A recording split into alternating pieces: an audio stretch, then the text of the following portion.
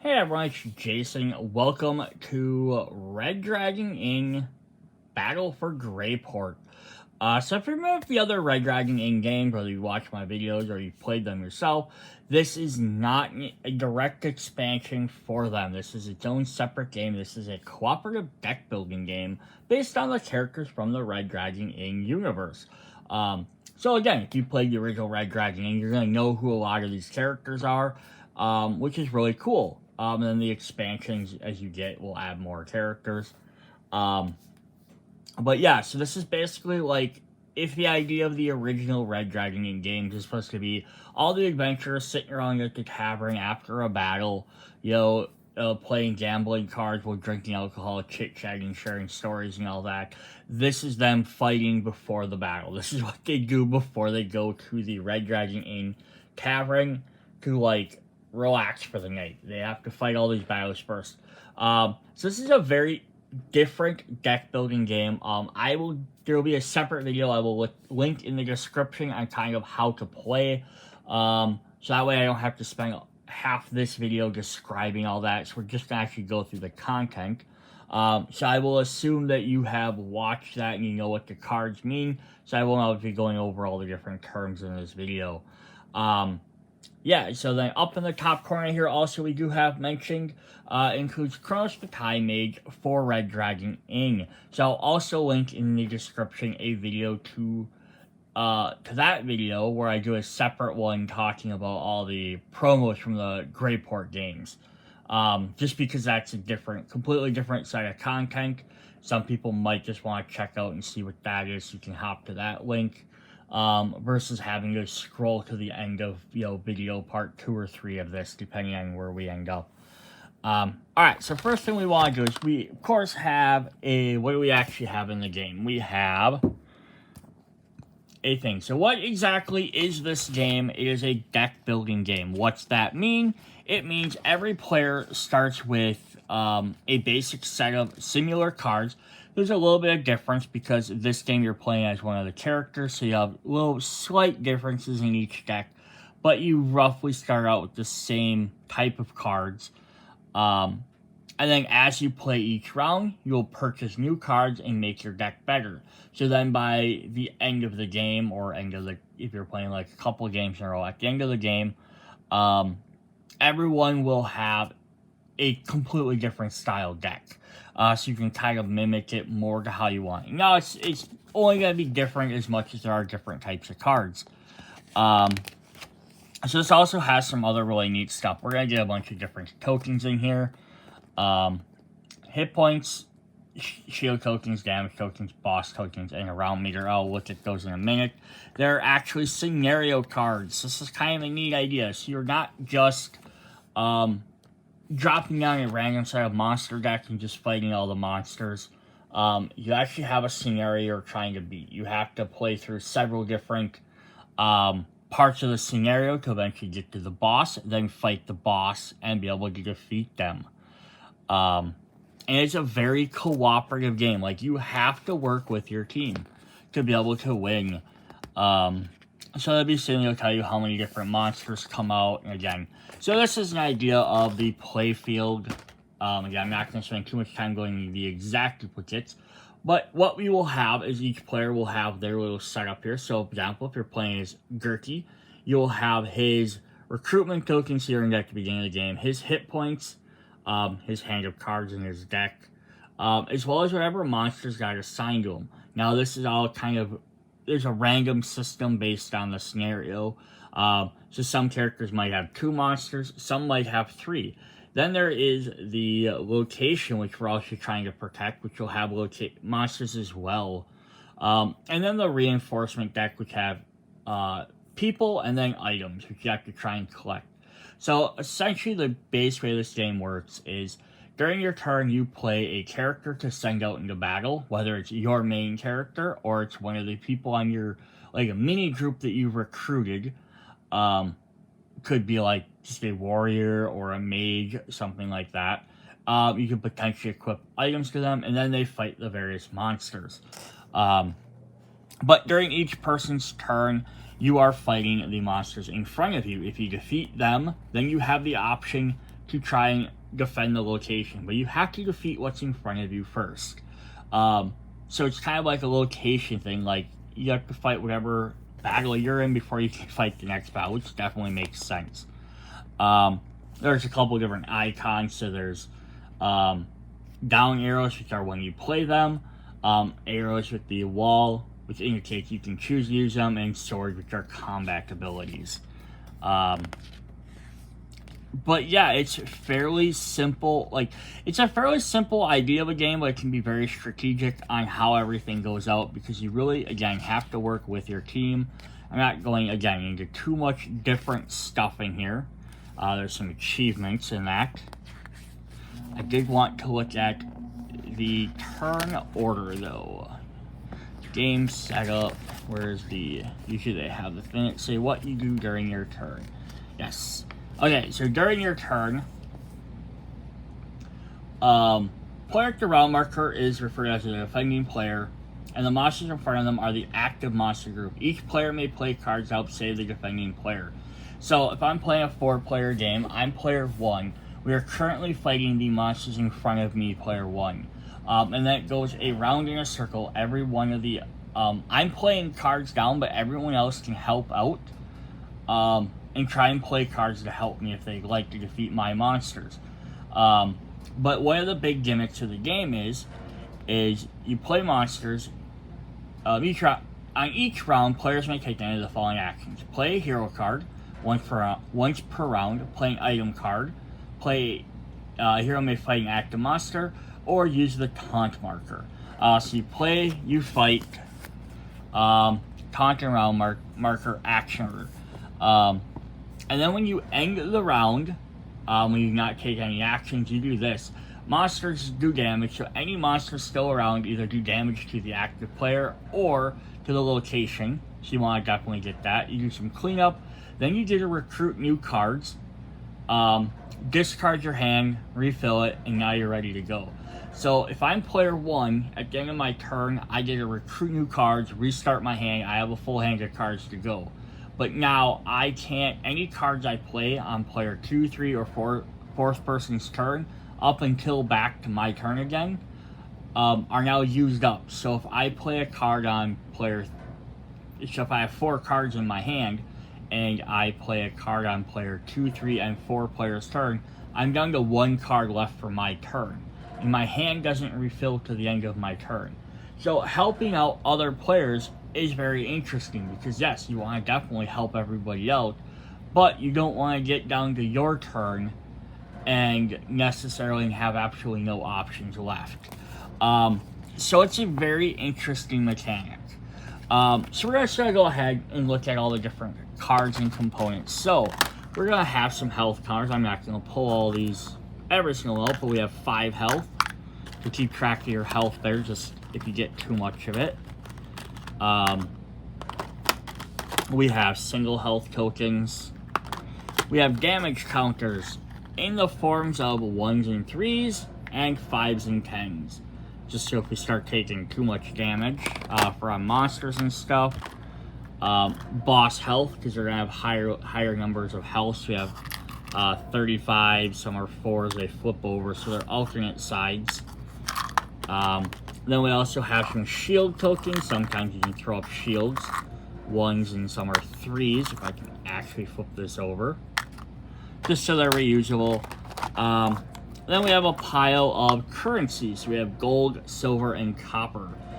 So every character's going to have a recruitable amount. Some cards cost gold, some cost copper, some cost silver, obviously.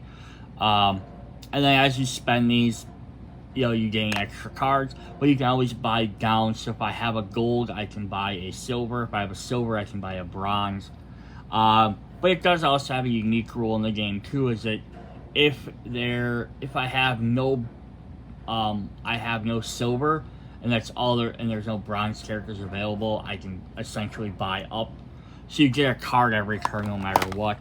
They have the giant first player / taunt marker. And taunting just lets you basically move monsters around the board.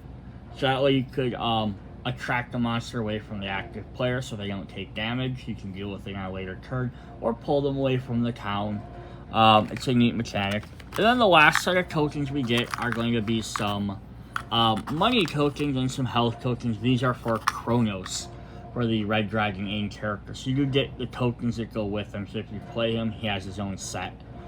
So that way, if like you bought the base game of Red Dragon and you purchase this, you'd be able to still play that character. Alright, so let's look at our actual characters here. Speaking of Kronos, there he is. So this is what makes the game a little bit interesting as well, is we have the asymmetrical decks. Ooh, I need to back my camera up a bit here. So in a typical deck building game, like each player usually starts with like the same type of cards, like they have either attack or gold, some sort of purchasable resource, and that's what they start with, and everyone has the exact same hand. Some games go a little bit different. This they might give you a character card that has a special ability.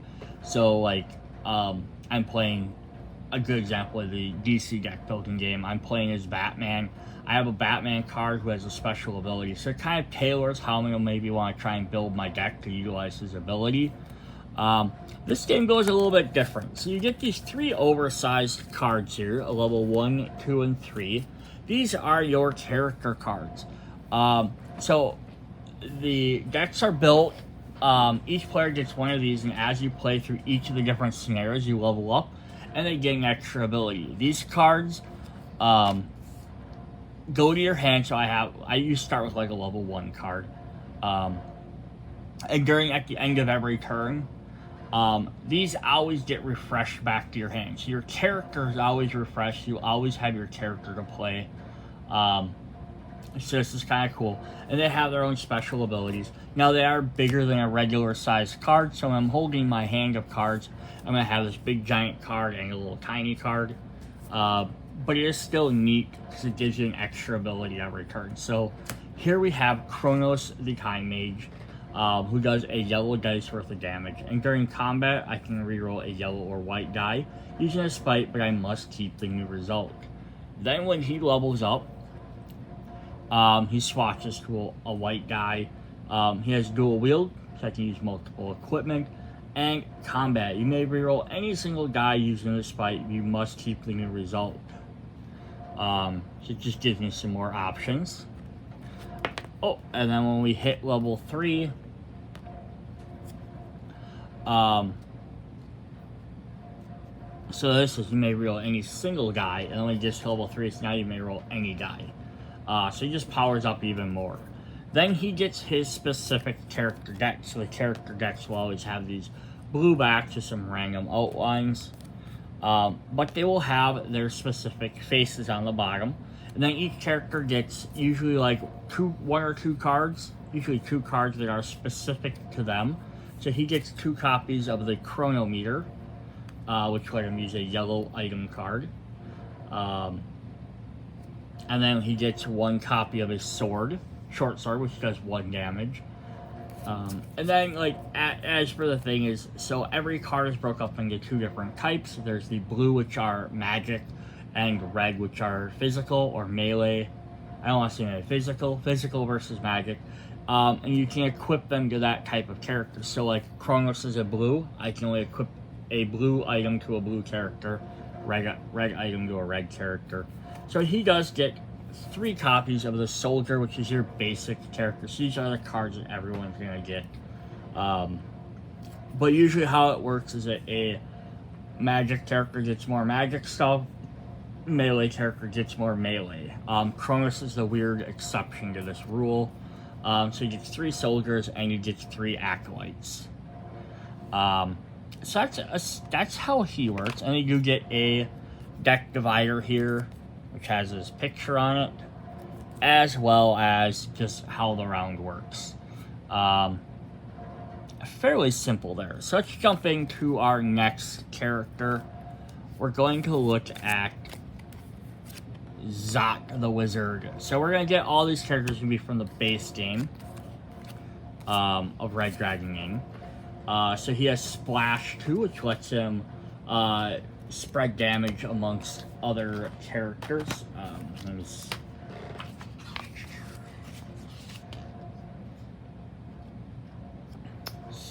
Hero fights deals X damage to each other creature that isn't in a fight with that same monster group.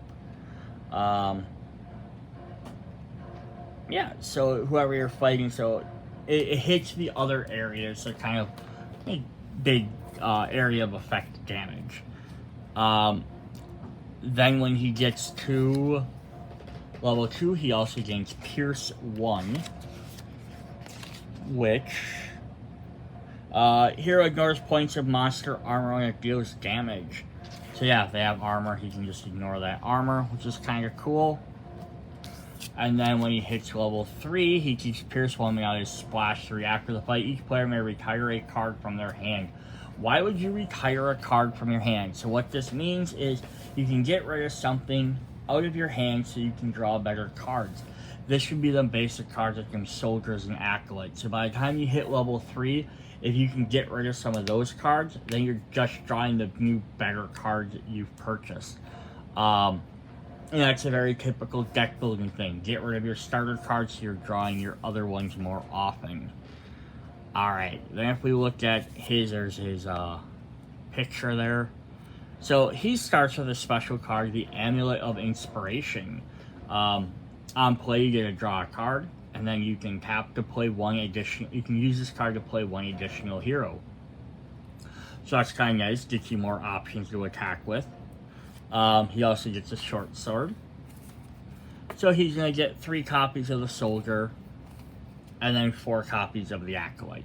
And that's typically how it goes. The magic character is going to get 4 magic characters and 3 physical characters, and the melee characters will do the opposite. I said the Kronos was the one oddball in that group. Alright, up next we have Gertie the Sneak. Level 1, he gets Snipe 2. I believe Snipe lets you attack a different area.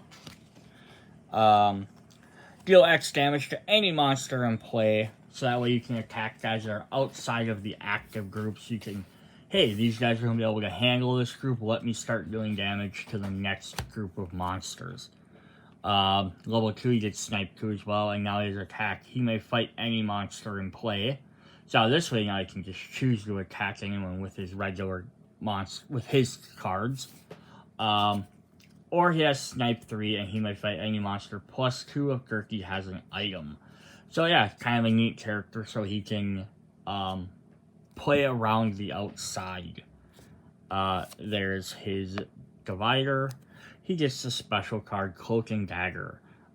Combat, +1 if you're not the defending players. So when he's playing outside of his turn, helping all the other players, he gets extra damage. A Wand of Magic Missile. So since he's a melee character, his generic magic weapon is the wand. And then he'll get the 4 soldiers and the 3 acolytes. Just like the other guys do. Alright, up next we have Deirdre the Priestess. So you have another mage character. When you play her, a player of your choice draws a card. This can help give you more options. Again, because I think you only start with, let's see how many cards you draw. Does not on this. But yeah, I think you only have 4 cards in your hand plus your character cards. You get 5 total. So essentially when you're playing through helping all the other players, you're going to slowly run out of cards. Just give you less and less options. So anything that lets you draw cards gives you a lot more options to play. Level 2, she has a shield +1 and a player draws a card. And on level 3, shield 1, and she can also dual wield, which just means you can place 2 items down on a character instead of 1. Again, makes him stronger, you can do more damage. So it's not just, I play 1 card, see what happens. You get these other things that let you play bonuses and mix and match stuff. Alright, so there is Deirdre. She gets the Holy Symbol, which gives shields, which are nice to help protect for damage. The short sword. The 3 soldiers. And the 4 acolytes. Alright, then our last playable character is Fiona the Violet. So what's neat about this is we have, not counting Chronos, you have 2 magic, 2 melee characters. So if you're playing a 4-player game, you can play that direction. So she gets Cleave, which Cleave does, as I don't remember these off the top of my head yet, may fight 2 monsters, dealing full damage to both. So this would be a very, very melee character. And then she gets level 2, she gets Taunt and Cleave. Taunt, again, lets you pull monsters to you. Taunt, Cleave +2 if Fiona has an item. So if you give her an item, she can do even more damage to multiple monsters. So that's definitely a good ability. Then we have, there's her Divider. Sword and Board with a Taunt ability. The Magic Wand. Her 4 Soldiers. And her 3 Acolytes. So those are the different starting deck cards and characters you're going to get. You can see, like, Fiona does a lot of damage to, like, whoever she's fighting. Deirdre kind of helps play support. Dirty can hit from the outside. Zot also kind of hits the outside with his splash damage, but he kind of attacks everybody. And then Kronos just kind of has the ability to, like, change results. So you get some different ideas in there. Alright, up next we have the heroes. So we have a deck, I love the deck dividers for all of these. This is a great thing that more games need to start doing. Dual-sided, so you can play whichever side you want. Just having the ability to have all of these different deck dividers in here as, hey, I have all these games, let me sort out all these cards without having to figure it out. Alright, so we're going to go ahead and take a look at these guys. So we're going to start with the basic characters. So we get a couple different copies of each. We have 2 copies of the Rogue. And so in the bottom corner here will show how much it costs to purchase at the end of the round. So after the end of the round, well, you can recruit stuff. If I have a copper, I can purchase a Rogue, which will get me Taunt. And do yellow damage, which is not bad. We have 2 copies. You can have 2 copies of everything. So unless there's not 2 copies, we'll just assume there's 2. The Holy Templar. So you might be like, why is he has no ability? What's his ability? He has a white guy. White guys are better than the yellow guy generally. Fire Mage with Splash 3. The Eagle-Eyed Sniper, who would later go on to be known as Piper, who, just weirdly enough, she's showing here as playable here, but they have yet to make her an actual fully playable character in this game, which is kind of weird. So she has on play, may discard 2 cards from your hand if you do Snipe 8. Yeah, so it's kind of cool. So if you have 2 weaker cards, you don't want to risk the die roll, you can straight up take out someone from across the board. Very powerful. We have Covert Operative. Shield 1 and draw a card. And after the fight, you may retire a card from your hand. The Collegium Elder, who has Taunt back in my day. Clergyman. A player of a choice draws a card. The Berserker, who does on attack, does +4, but only if you have 5 or fewer HP. Yeah, so that's kind of, could be very helpful if you're starting to lose. So you can get some of these are fun. So like a Barbarian has a die roll +1. So I always do at least 1 damage, if nothing else. I think there's always at least a 1 on the die too. Glad she's on our side. So she has Cleave. We have the Assassin. Ignores tank, ranged, and monster armor. So, until we get to the monsters, just a quick reference for what tank and ranged do. Armors obviously make sense. They have some sort of defense you have to break through first. Range are, you have to take out everything before the ranged characters before you can take out a ranged character. And tank is the exact opposite. You have to tank out all the tanks before you can fight the other characters. So it's essentially saying that there's 2 rows of characters, like a front row and a back row. Your tanks are going to be up front. You have to deal with the front row of tanks before you can deal with the characters behind them. And range would be the opposite. They'd be standing in the back. You have to take out that front row first. This guy doesn't care. He's like, hey, there's a ranged guy back there. I can just take out him without having to deal with the guys in front. or the opposite, he can ignore the tank. So it's actually a pretty powerful card for that. We have the Townspoke. Draw a card and play an additional hero. So we do have 3 copies of the Townspoke. They're a little bit easier cards to get a hold of. And we have 3 copies of the Apprentice. Basic magic card.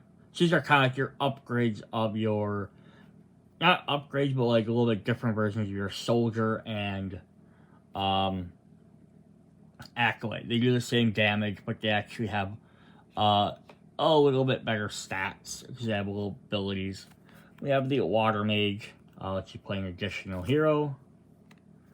The Temple Archivist, draw a card, dual wield, and after a fight you may retire a card. And then finally the Sorcerer, who has Splash 2.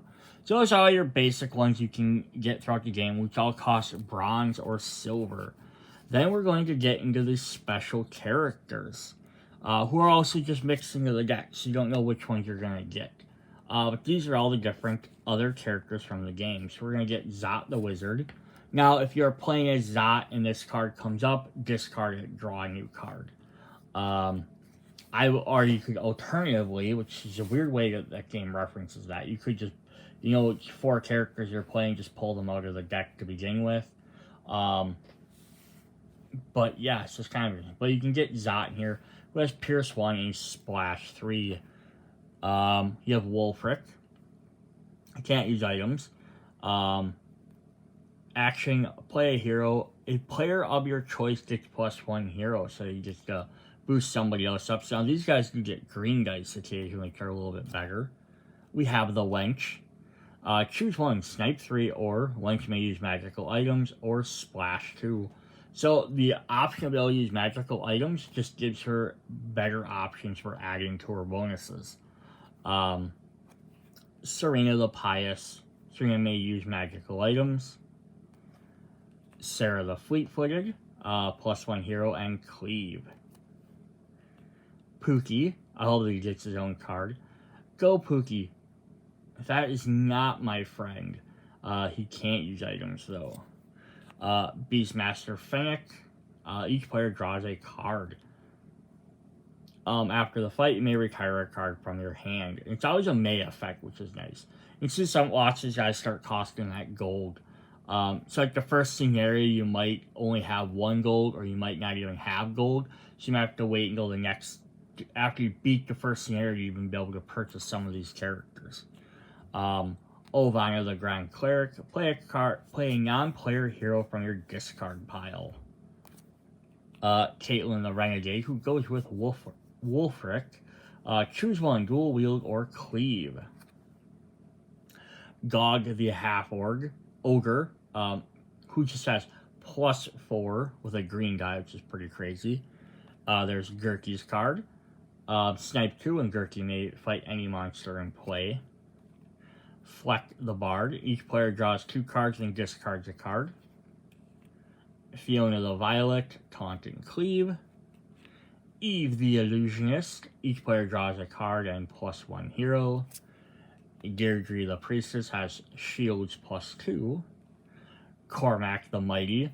Attack +6 if you have 3 or fewer HP, so like the Berserker, but even more deadly. Kronos the Time Mage, you may declare Kronos' fight targets after rolling his dice. So that's kind of neat. And then finally, we have Brother Bastion.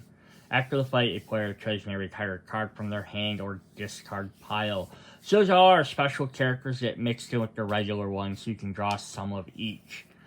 Up next, we will look at the item cards. So here's our items. So again, now there's going to be 2 different roles. So this is kind of neat. When you're recruiting, you have option of 1 of 4 different heroes to buy, or 1 of 4 different items to buy. So you can kind of, you don't want to buy too many items and not have heroes to play them on, but vice versa. You don't want to have a bunch of heroes and have no items to boost them, so you can play 1 of each. This is also double-sided, so you can have a magic or a physical side on either one. It will show the same thing like this. There will be, presume there's 2 copies of each, unless otherwise noted. The Warhorn. draw a card and play an extra hero. The Wand of Flame, splash 3. Now this is just too easy. Talisman of Lightning, plus 2 a hero and splash 2. You can definitely see why these are very powerful abilities. The Tainted Wand, after this fight, retire this hero. Now this is very interesting one. You could play this on a basic character to get rid of them, but in a pinch, if you absolutely had to, you could get rid of one of your better characters. But then we also get the Tainted Blade, which does the same thing for melee characters. We have the Scythe, draw a card, or +1 damage per active monster. So this gets better if you're fighting a lot of characters. Probably work really well with like Cleave as well. Scroll of Preservation, Shield 4, and then it has a little brush here. This is during the cleanup phase. Retire Scroll of Preservation. So this basically only works during the 1 turn, and then it goes away. So you have to be very careful playing this card. The Scepter of Majesty. This is great. I keep it. Yeah, green die +4. The Ring of Projection has Taunt and Cleave. Entertain your friends and destroy your enemies. The Mace just has 5 damage. All-purpose beat stick. We get the Kunais, Taunt and +0. You get a knife, and you get a knife, and you get a knife from Sarah. The Kite Shield, which just has 1 shield. Not bad. Holy Relic, who also has a shield. So you're going to see a lot of stuff in here where it's like the magic character side has one, then the physical side gets one. And it makes sense. It's a base game. You got to kind of cover that.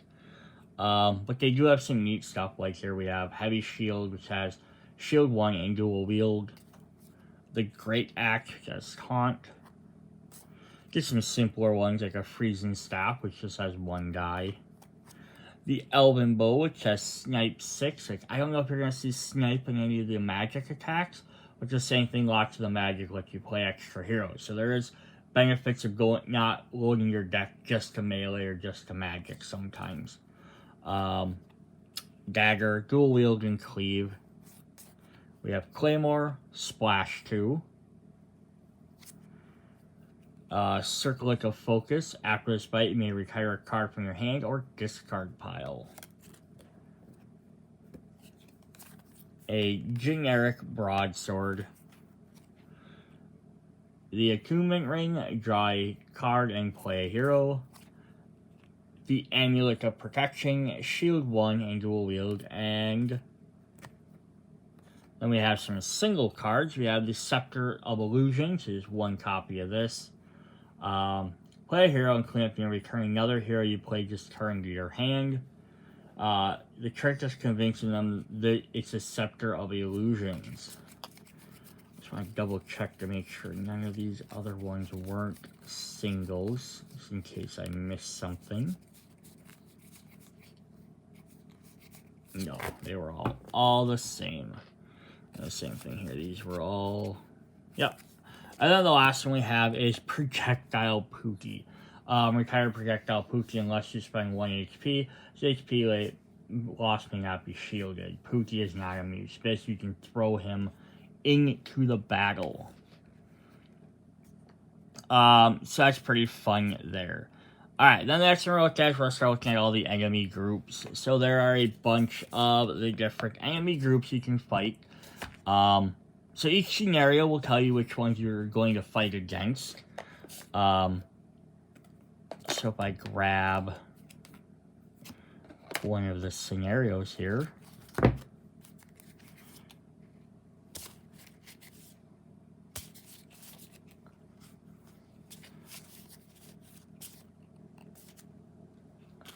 So if like I have the Goblin King, it'll show me I'm playing against these 2 different groups of enemies.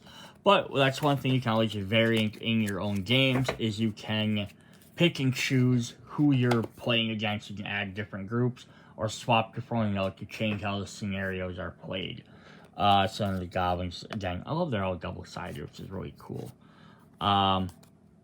So when we look at these guys, we're going to get 2 copies of the Trickster Mage.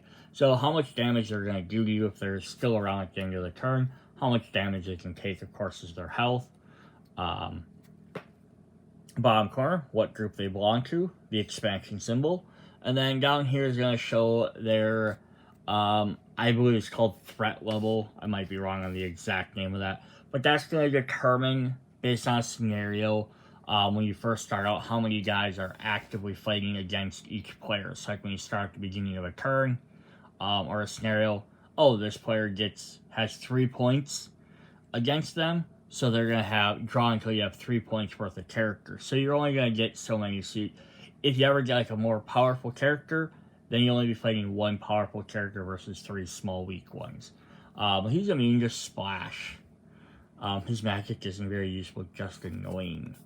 We have 2, these are the goblins, by the way. 2 copies of Siege Engine, which have that ranged ability. Immune to splash, noisy check, poorly built check, destructive check, and mate. 2 of the peons. First to fight, first to die. We have 2 of the mad bombers. Plus, as an ambush, the location loses 1 HP. Never fun to come across them. 2 grunts. What you want me to hit? Goblins, as you can see, aren't very strong, but they do have some decent health. The Goblin Witch Doctor, cursed, has no idea how to read entrails, sacrifices small animals anyway. That's not nice. The Goblin Archer, we have 2 of those. Looks like we have 2 of each of these. His accuracy is uncanny for a Goblin. 2 Frenzied Goblins. By the time you see her spinning blades, it's too late. 2 Fire Spitters. Her favorite weapon is booze. And finally, 2 of the Freckless Fighters. When Freckless Fighter deals damage to a player, roll a white die. On an even roll, Freckle does 1 damage to himself. Ouch, what happened? Oh, silly monster. And I'm not going to necessarily look at these in order of difficulty, just the order I grabbed them out of the box. So next up, we have some dragons. The dragons are obviously going to be a more powerful group. And I'm going to assume we have 2 of each, unless I say otherwise. We have the Diamond Scale Dragon. So he has 2 damage, so he's going to be a lot harder. 10 health, which is a lot more, and 4 shield. You have to break through first. Magical heroes ignore Diamond Scale Drake. Diamond Scale Drake's armor. So this is good if you have magical characters. Spiked Drake. Whenever a hero defeats Spiked Drake, their controller loses 1 HP. The bigger they are, the harder they impale. The Magma Drake. When a hero fights Magma Drake and defeats it, retire that hero and any items it used. I got this. The soldier's last word. So this guy's gonna be hard to defeat because you have to take him out as quickly as possible. Otherwise, they're going to fuse actions as possible. Iron Scale Drake. Retire any physical items used to fight Iron Scale Drake. Hey, that was my favorite sword. The Broodmother. Ambush, add a dragon spawn token to this monster group. So we're going to add a token card. We actually have a 3rd copy of that. It's got mixed in with the other cards. We have Iridescent Wavering. Physical heroes ignore Wavering's armor.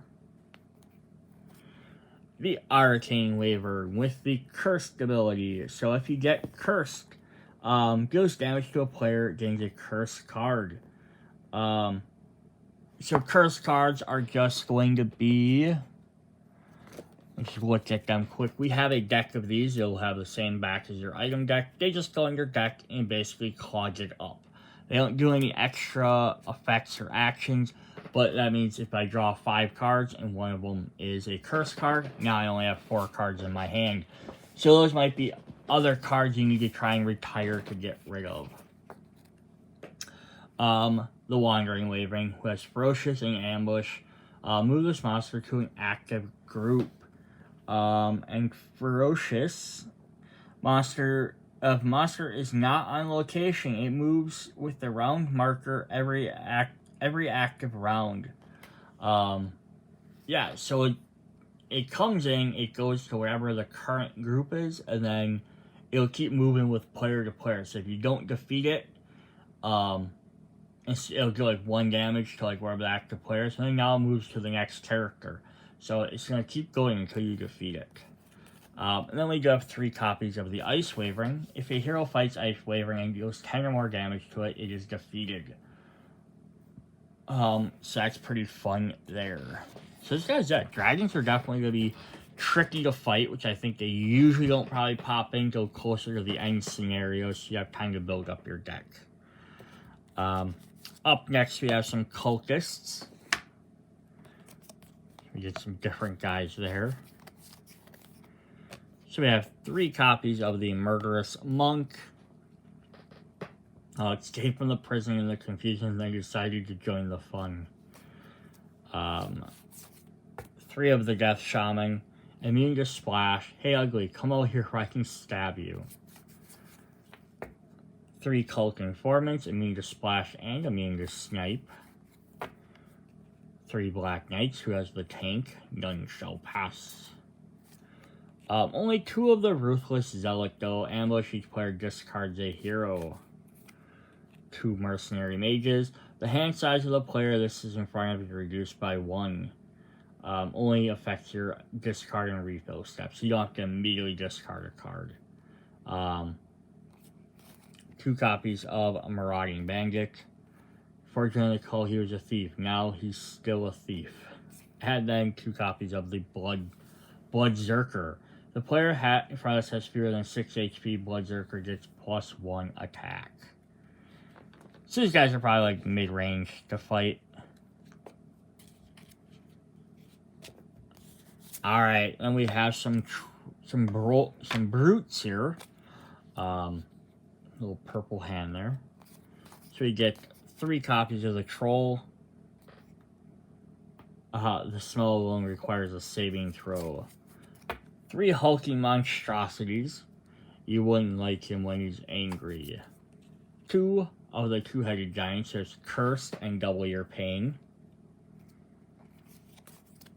2 of the Orc Warlords. This player in front of this card can't draw cards. 2 Ogres. She's a man-eater, literally. 2 Nagas. Ambush, each player draws a card, then gains a curse. 2 of the Harpies. Ambush, each player discards a card. 2 Gorgons, who have ranged. And finally, 2 of the Clay Golems, or Golems, with Cursed and Tanked. So again, these guys are a little bit better than Goblins, but they're not crazy with abilities like some of the Dragons and stuff were. Then we get some Beasts.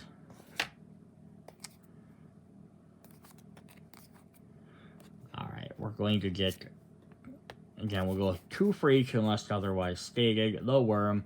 Ambush. The player, this is in front of, discards an item. The Warg. Ambush. Add a Warg token to the monster group. So they're going to keep adding more monsters. The Shellback. Heroes without items can't fight Shellbacks. Razor-Tooth Beast. Meh, Pookie's teeth are sharper. The Rat Master. Ambush. Add a Rat Swarm to this group. Quill Beast, Thwip, the Griffin, Beautiful, Noble, Deadly, Giant Cobra. When Giant Cobra deals damage to a player, that player puts a curse on top of their deck. The Giant Boar, and finally the Armored Worm.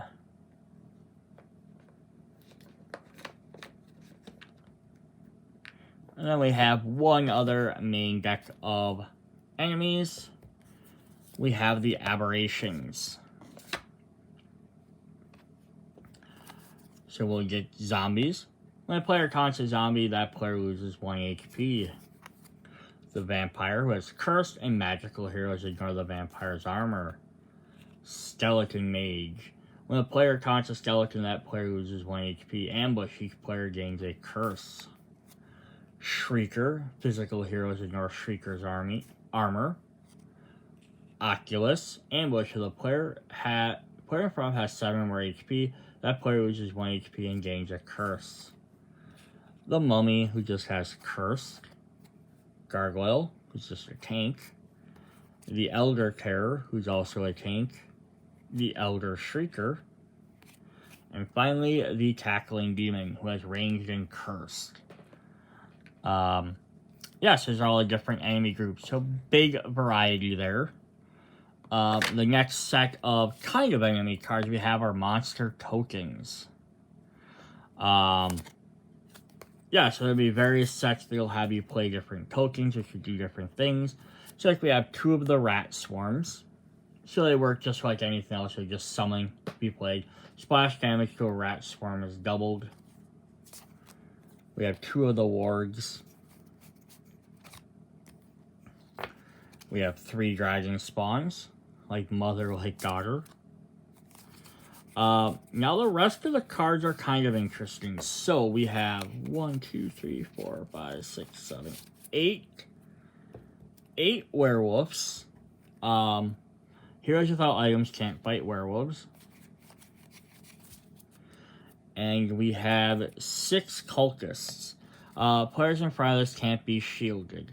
Now, what makes these guys different is they have different backsides. So the dragon spawns, the rats, and the wards are all double-sided. The backsides of the cultists have some of Mogred's cards, which are for the boss. So I'm going to wait and go over them when we look at the boss card.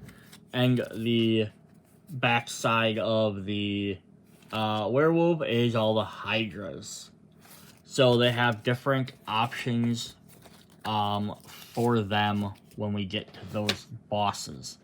Then the last stack of cards is we have the curses, which is just a pile of curse cards. One-sided again, because they go into your deck, so you don't know if they have them. Those are all our different main decks of cards. So that's basically your plan. You'll have your basic hero, you'll have your recruitable heroes and items, you have your starter deck, and then those, and then you have different monster groups that you're going to be fighting against. Then the rest of the game is set up with these oversized scenario cards and boss cards. So we're going to go ahead and take a look at them.